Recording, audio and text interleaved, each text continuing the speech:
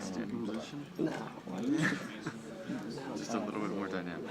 All right. Years ago, if you went to some those little bureaus, they were in 400. I don't Yeah, there was these a lot little of places. There was like a You say Cox. There was like a Washington.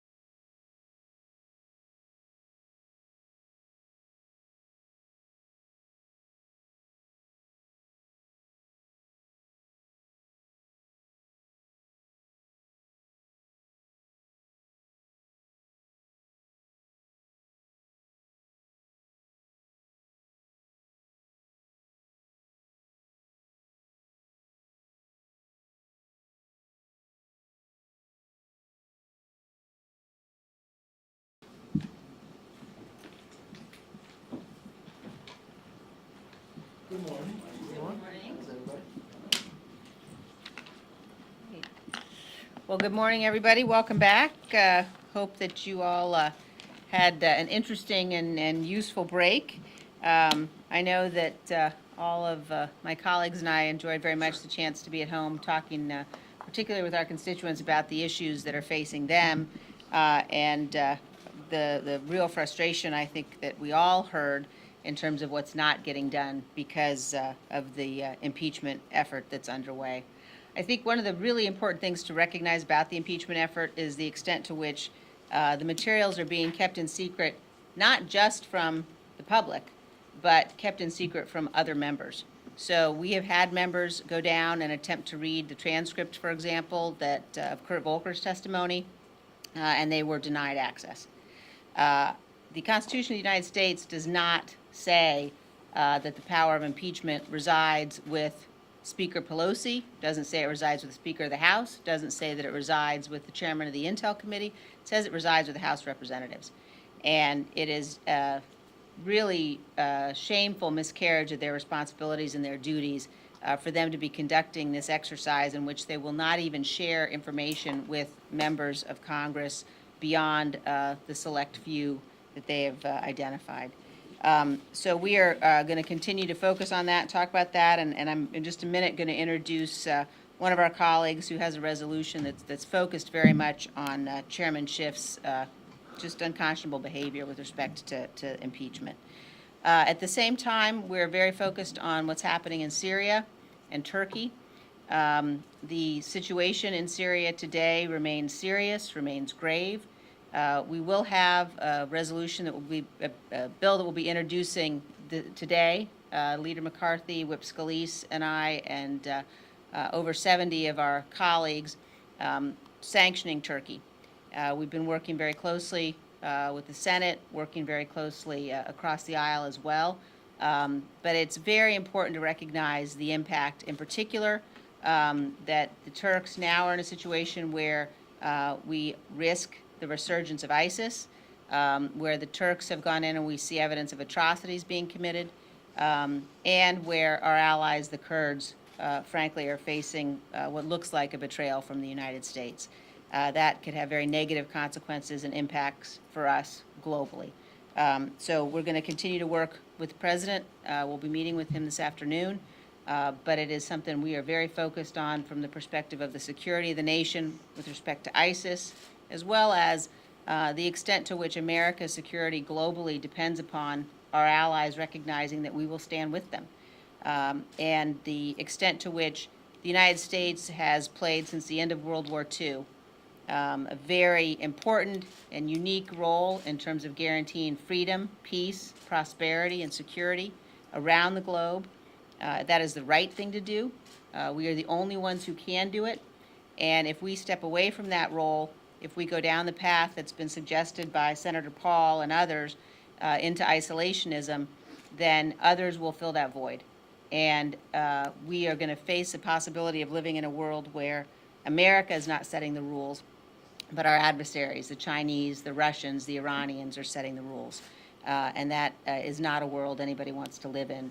So it's very important that we make sure that we maintain America's global engagement, and that we consider the costs of inaction. We consider the costs of having to go back in to situations where we've withdrawn from.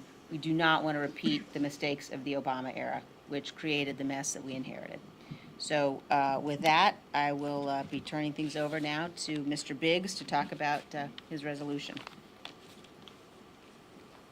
Thank you, Madam Chair. Thanks to all of you for being here.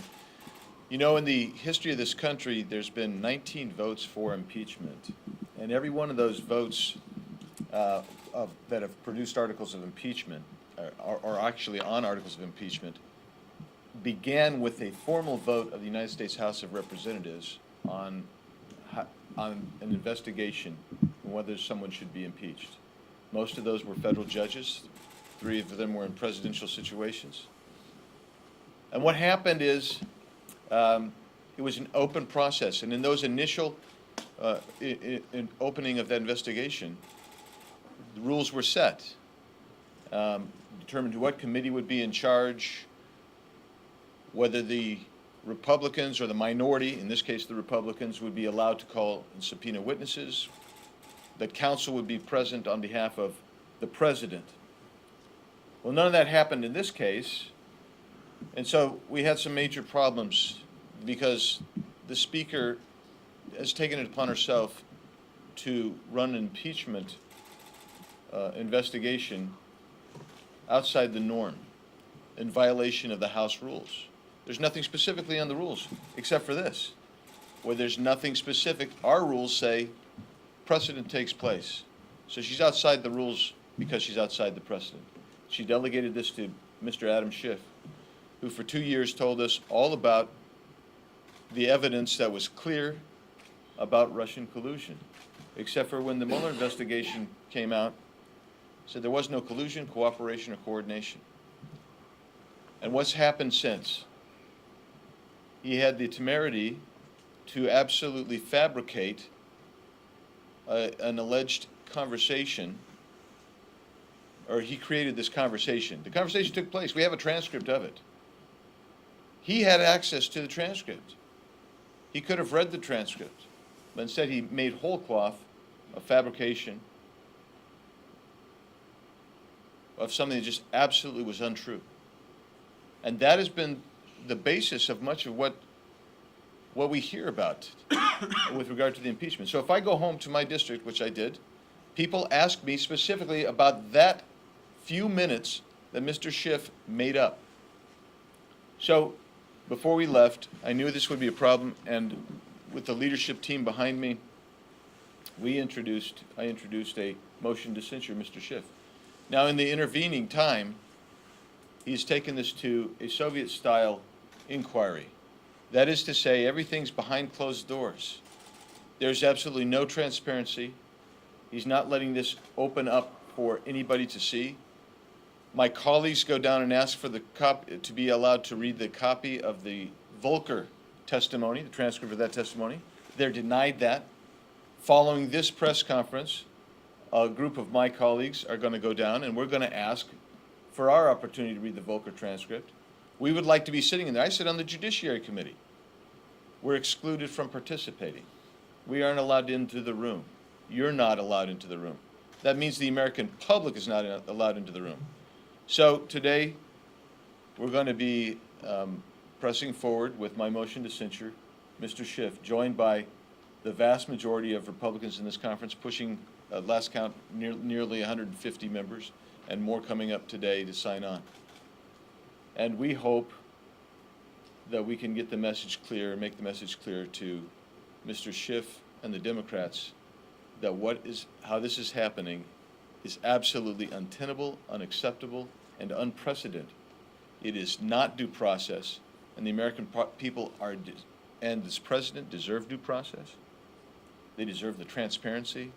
And with that, we're going to press forward, and I appreciate the minority leader and his staff, my staff, who've worked diligently on this, and I'm grateful for their support. And hopefully we can get this message through so we can change the very nature of this unjust inquiry that's taking place today. Well, I want to thank my colleague Andy Biggs for bringing this censure resolution that I'm proud to be a co-sponsor of. Over the last few weeks, when Congress was not in session, what we saw from Speaker Pelosi and Chairman Schiff should raise alarming questions to people all across this country.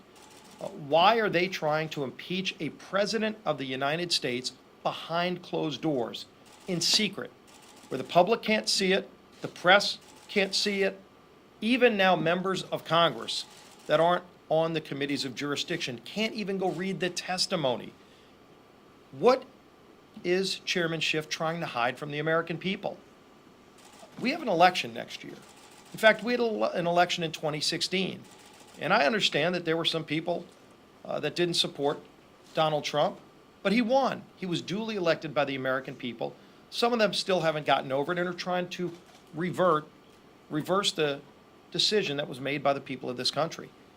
But again, we have an election for president next year. Speaker Pelosi and Adam Schiff should not try to take away the rights of the American people to have that voice next year by going behind closed doors and trying to impeach a president of the United States without even listing high crimes and misdemeanors, which is the standard that the Constitution set when they established the power of impeachment, which was given to Congress. But it was given with very specific limitations and requirements and responsibilities. And one of those is fairness. One of those should be transparency. This should be done in public view. Why the Volcker testimony is not going to be released to the public when it's being drip-drabbed, leaked, little pieces, selectively leaked that ultimately end up being shown to be untrue, misleading. Just case in point, Adam Schiff's opening statement when he didn't read the transcript from the whistleblower, he read his own version, a false version. It shows how unserious they are about this process that ought to be serious. But it also shows that they continue to try to mislead the American people and hide from the American people what the real facts are. This should be fact-based. It should be based on what actually did happen. And the entire press, the public should be able to see it. Members of Congress should be able to see it. And Adam Schiff and Speaker Pelosi are denying that opportunity. In fact, when I asked on the House floor last night, a parliamentary inquiry to ask if we are currently, the House, in an impeachment inquiry. Not only did they not answer the question, they shut the microphone off. Again, these kind of Soviet-style tactics shouldn't be allowed, and frankly, a lot of people across the country are alarmed and disturbed that this is the route that Speaker Pelosi and Adam Schiff are going to go. They ought to be accountable, they ought to be transparent, and then, by the way, there are a lot of other things that the House could be and should be doing to solve real problems for families. We had passed a bill out of Energy and Commerce Committee unanimously to lower drug prices. Every Republican and every Democrat on the Committee of Jurisdiction voted unanimously for a package of bills that would lower drug prices. Those bills could be signed into law by the president, and families across America could be paying lower prices for drugs, but Speaker Pelosi refused to bring that package of bills to the floor. USMCA, a better trade deal with our friends from the North and South, Canada and Mexico, could be signed into law today, and America could be benefiting from those jobs, over 160,000 new jobs that our country could already have. States like Wisconsin and Pennsylvania and Minnesota and Michigan could be selling their dairy products into Canada right now. But Speaker Pelosi won't bring that bill to the floor because she is so focused on this impeachment witch hunt. It's got to end. They ought to be transparent with the American people. But until then, we're going to continue to raise these serious questions and push for accountability and transparency. And with that, our leader in this fight, Kevin McCarthy. Thank you, Steve. Good morning. Welcome back to Congress. For the last 2 weeks, we were out and we were in our district. We're back. We're looking at a schedule for a floor that has 2 bills that are simply amendments. That's not what the American public is asking us to be working on. We're having a discussion and negotiations with China. China is no longer our #1 trader. Mexico, in the last 2 months, became #1, and Canada became #2. We have United States-Mexico-Canada agreement, where Mexico has already ratified. Canada is just waiting for us to act. You got one person in power that controls it all, the Speaker, to call the bill up. If the bill is called up, it will pass. It will make America stronger, but more importantly, it would make America stronger in their negotiations with China. Something that we look forward to find out what the next century will hold. But none of that is being done. We're 13 months away from an election where the American people get to decide on their leaders. But in the House, there's something much different. The House seems to be different than what the rest of America views when it comes to a legal system. Think about what impeachment actually means. Impeachment is the removal of somebody from office who was duly elected. Not something to be taken lightly. Something that would change the fabric of America. More importantly, would also the aspects of the rest of the world watching. In America, you're innocent till you're proven guilty. But that's not the case when the Democrats look at the president. Congressman Max Rose, what did he say? The president says he's innocent, he has to prove it. When it comes to the president, the Democrats believe you're guilty until you prove you're innocent. In every process that we've ever taken when it came to impeachment, we've taken it with the respect and the seriousness of what it was supposed to be called upon, what our founders wrote about in the Constitution. We believed it was so powerful of a decision to make that the whole body should have to vote on it.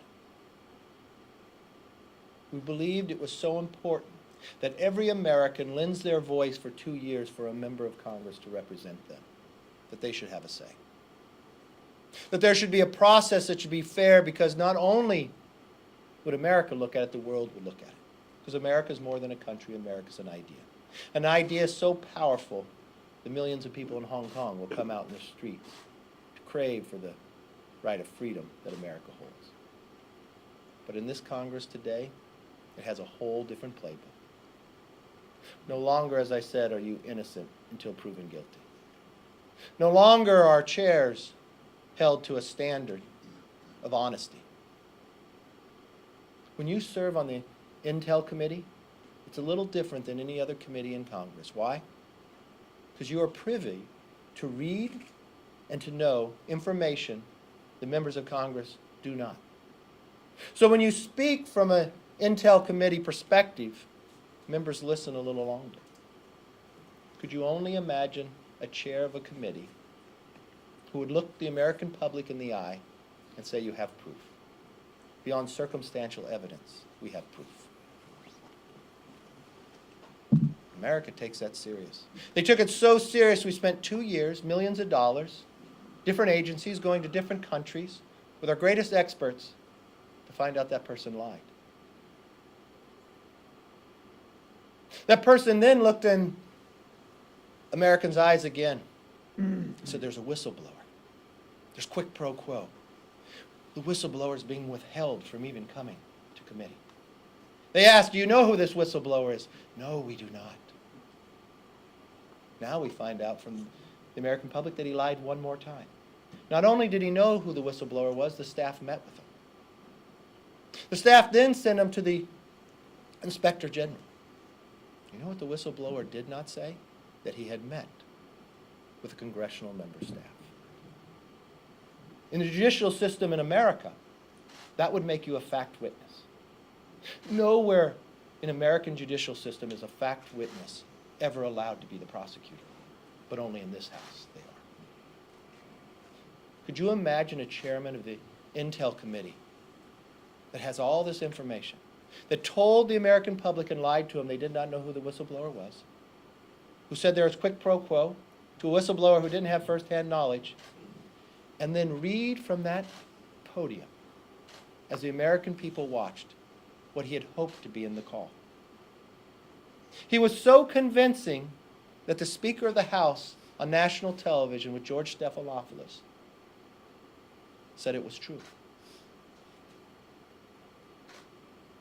If anyone else in America, let alone have the responsibility of a member of Congress and then be a chairman of the Intel Committee, did something like that, no doubt you should be censured. This is not about partisanship. This is about the responsibility of the office for which you hold, or the responsibility that you're given for this committee.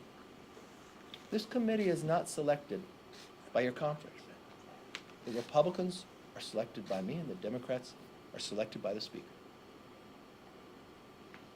To not hold the responsibility for an individual who continues to lie to the American public in a position to have information that others cannot within Congress goes against the framework of who we are. We are better than this. And for those members who will not stand up for what is right, shame on you. In the system of America today, you have a better chance and luck of getting a fair judicial system in China than you do inside the Speaker Pelosi's house. That's appalling. That's not the America we know and love. When impeachment came up with a Republican president and Richard Nixon, there was a Democrat speaker. They created a process that was fair so America would trust the outcome. When impeachment came up with a Democratic speaker and Mr. Clinton, there was a Republican speaker. And they made sure everybody had a voice and a process that was fair because they knew the responsibility of what they had for the American public to see and understand for whatever decision they had to make at the end. It's not the case today. It's not even in the Judicial Committee where America can see it.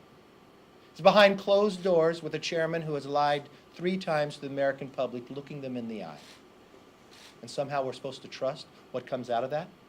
And they deny members of Congress who are lent the power and the voice of the American public to even read what goes on. They deny members of Congress from even the ability to sit inside that committee. I sent the Speaker a letter asking 10 simple questions. The questions were not made up by me. The questions were the process that we've always handled this before. Questions go to the sheer fabric of what America's judicial system is about. Would you treat somebody fairly? Would each be able to subpoena somebody? Would you be able to cross-examine? Would whoever you're going to impeach be able to have a legal person inside there? Would they be able to offer a witness? Because that's what happens in America. Because we believe in the rule of law. But not inside Nancy Pelosi's house. There's so much more we could be doing and should be doing. From strengthening our economy and our debate with China, to lowering prescription drugs, to making sure our military has all that they need to defend us around the world. In a few short weeks, we'll be coming upon whether we have to face another continuing resolution or do the job what American public asked us to do. The question will raise to every single member inside this House. Did you spend your time on impeachment, or did you spend your time on what you're supposed to do what the American people asked you to do? Unfortunately, that answer today for the majority is no. They have wasted 3 years. And the saddest part of all this, just like Adam Schiff, they looked the American voter in the eye and they promised him something. For the last election, they promised they would be different. They promised they would focus on the issues that America cared about. is not the case. Not only are they so upset by the last election, they'll change the legal system of what we've known America to be simply to change an outcome of a duly elected representative. That is why we will fight. That is why I think the American public wants to have the answers. That is why this Congress, this week, will take up 2 amendments called a bill, and that's all will be focused. That's an embarrassment. More Americans know about an investigation than they do anything that this Democrat Socialist Congress has accomplished. We're better than this. Yes. Mr. Leader, I hear all of you attacking the impeachment process, but none of you defending the president's actions. Do any of you think it was okay for the president to ask more than one foreign nation to investigate his campaign rival? The president wasn't investigating a campaign rival. What the president was trying to get to the bottom, just as every American would want to know. Why did we go through 2 years? Why did we have this Russia hoax that actually started within Ukraine? This is an open case that the Attorney General is investigating. The president simply said, would you work with the Attorney General? Every single day in America, we work with other countries to solve open cases. There's nothing that the president did wrong. There's nothing that the president did within that call that's impeachable. And you know what? If the Speaker would have waited 48 hours to have the transcript, we wouldn't putting America through this. If Adam Schiff, and this would be a good question for the Speaker, did the Speaker know Adam Schiff's staff met with the whistleblower? Because the Speaker made a decision to go into impeachment without even knowing what was on the phone call. Did Adam Schiff share that with anybody in the Democratic side? When and where did they know this? What did they know? What did they talk about? These are all questions that people should actually have an answer to. So no, the president didn't do anything wrong. And to preface this from the same point that Adam Schiff said before, that he had proof beyond circumstantial evidence, well, all of the FBI, all the millions of dollars, all the countries we had to go to, we found out that was a lie. Now, wouldn't you want to know as an American, why did we put ourselves through that? And that is exactly what the Attorney General is doing. Yes. Yes. Yes, go right ahead. So, 2 questions. First, you just mentioned that the Mueller investigation, Russian investigation, began in Ukraine. There's elements of it with Ukraine, though. To, sir, the Black Ledger and Paul Manafort. Are you suggesting that Paul Manafort, who was tried and convicted in the American court, was framed? You literally took that from that? You literally are asking this question from that? No, that is nothing what I said. And let's be honest in this approach. What I am saying is I want to know why we went through this for 2 years. I want to know where it came from. I don't know where it started. I don't know where it is. But what we know for, on the facts, if you go through on the Mueller investigation, yeah, some of this was developed within Ukraine. So why shouldn't we ask that question? Why shouldn't we ask that question to anywhere that we know it? If we don't know the answer to it, and if you want to extrapolate something that was never said, that is wrong. So what I said is I want to get to the answer of it, to the bottom of the answer to the question. Thank you. Yes. Republicans are being critical of Democrats right now for lack of transparency in this process. But the White House has said that they are not going to turn over any documents. Yesterday, the Vice President put a letter out saying he is not going to turn over any documents. How is that transparent in this process? Well, I think you would go back to the White House and ask if they had a fair process, would they act differently? You have. I think from the aspect, if you went through the same process, you'd have transparency. If you want to talk about transparency, how transparent it is if a member duly elected of Congress goes down to the intel to read a transcript of a question that just went through an interview.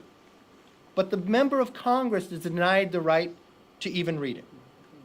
But if you're going through, and I'm answering your question, it's about transparency, is it not? I would not participate in this process. I do not think Congress should participate in this Congress unless we have something that is fair and set up just as every Congress has done before. If that was the structure, I would participate. If that's the question you want to have. Yes, ma'am. Rudy Giuliani, the president's personal lawyer, is under investigation. 2 of his associates who helped him on the ground in Ukraine also were arrested last week. First question, do you think he should still be the president's lawyer? And second question, do you have any concerns about his role in the Ukraine episode That's a question for the president about being a lawyer. I think there would be other people I would have represent myself. I don't know from the point of view of, what was your second question? Do you have any concerns with Rudy Giuliani's role? Rudy Giuliani has a right to try to get to the bottom of it, especially when you just put America through this for more than 2 years. I think all of America wants to have the answer to that question. It would be appalling to me that we would not. Think about what we just went through. Think about how many millions of dollars we spent. Think about what was said.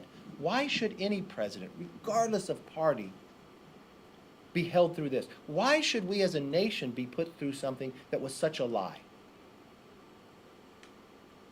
You know, maybe it fundamentally didn't start in Ukraine. Maybe it started at the DNC when they spent $6 million of hiring somebody to create it.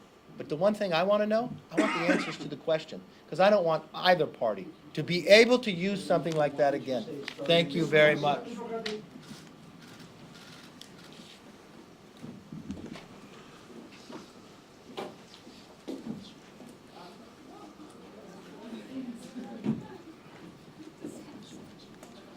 See, they can't take the question.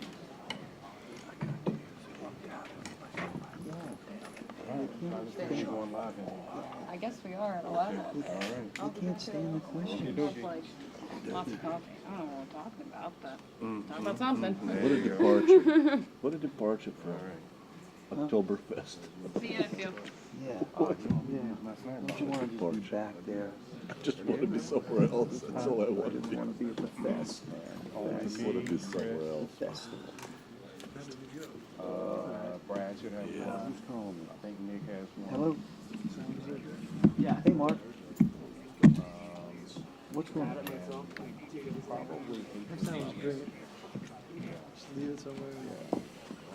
Okay, from the beginning. Okay. Hold